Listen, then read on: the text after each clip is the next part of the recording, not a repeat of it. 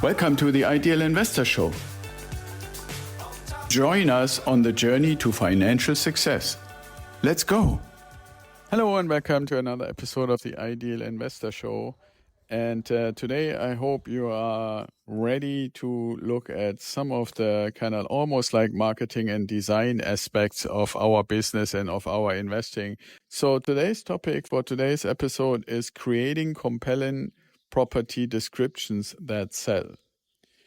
And what do I mean by that? I mean, isn't there enough information out there? And the answer is probably yes. If you go to realtor.com and Zillow.com and so forth, there is a bunch of information there. But if you ever decide you want to sell one of your properties, or like what we are doing now, basically putting together the offers from our providers so that you as investors, but also people who just want to find out what does Ideal Wealth Grower actually offer when it comes to properties that are high performing from our partners, how are we actually going about it? But before we do that, I want to remind you again not to forget to become a paid subscriber to our newsletter on Substack. To do this, it's less than $2 a week, and I really think it would be great. You get a whole ton of benefits and documents and checklists and ebooks and so forth and so forth. But more importantly, it allows me and our team to keep serving you. So today's topic, we looked at a whole bunch of descriptions of properties for sale. And what we found is that on the one hand, some people, and especially websites where space is not really a limit, seem to be focusing on giving as much information as humanly possible. And that can get pretty confusing.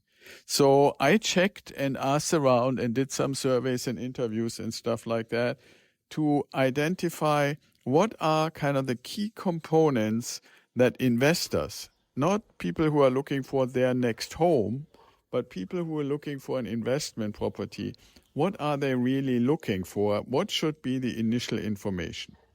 And so one thing, and I always said, and you have heard me say this a bunch of time on this podcast and in videos and interviews and so forth, that we as investors should not really buy a property or make an investment based on appearance. But I have to admit and realize that we are human beings and we are emotional creatures, and a lot of our purchasing decisions are emotional. So if we are offered two properties for the exact same price and the exact same fundamental performance, and one is to our liking visually and the other one isn't, then it is almost 100% assured that we buy the one that is more to our liking. What does that mean for our compelling property description? You want to pick a favorable picture of the property. And that favorable picture should go right on top, where you put the address or the name of the property, right there at good resolution so that people can see this favorable picture.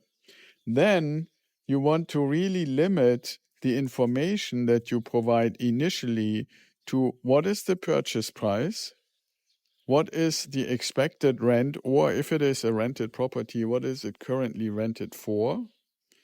And then you want to provide two calculation results. The first one is what will be the cash flow for a cash purchase, and what will be the cash flow for what's called a leverage purchase, basically financed. And you can either do this based on a calculation with 20% down payment and 80% financed, or 25% down payment and 75% finance. Now, the one thing I would say is if you do these descriptions, to suggest is make them consistent. So if you know that almost all the financing is 25, 75, just make them all that way. Even if later on there's one rare case where somebody does 80-20, okay, then they have to run their own calculation. But those are the numbers. Why? Because people would like to easily see what's the cash flow. They want to see what is the ratio between the price and the rent. And they want to see, based on that, what will be the down payment. So if you do 25% down, 75% finance, then you also show what the down payment would be. And then instead of having pages and pages and pages of stuff in that description, you just basically do two things. You provide a way that people who are interested in the property can contact you, or in our case, contact us. And number two, provide a link where all the other information is actually stored, which basically just says, the link itself says, here you find more information about this property. And then you can put all the remaining information, all the pictures and all the other stuff and all the calculations and what have you. You can put that all in a Google Sheet or Google Drive or some other website place, or you could even make the link go to Zillow or Realtor.com or anything like that. Why is this so important? Well, you can then basically keep the description of the property that you are interested in, or that you are offering, or that you want to have sold to anybody, or at least be interesting to anybody, to one page. And in our age of brevity, in our age of like instant gratification, that's the information that is absolutely necessary for people to say, do I like it? Do the numbers look good? Am I willing to spend more time on it? Those are the three questions that you need to answer. And for that, you really only need one page.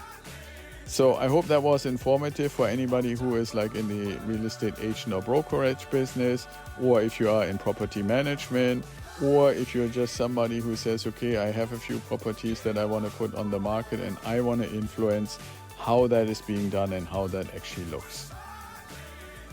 So with that being said, one last reminder, please become a paid subscriber to our newsletter on Substack. And with that being said, be well and stay safe, and I talk to you tomorrow.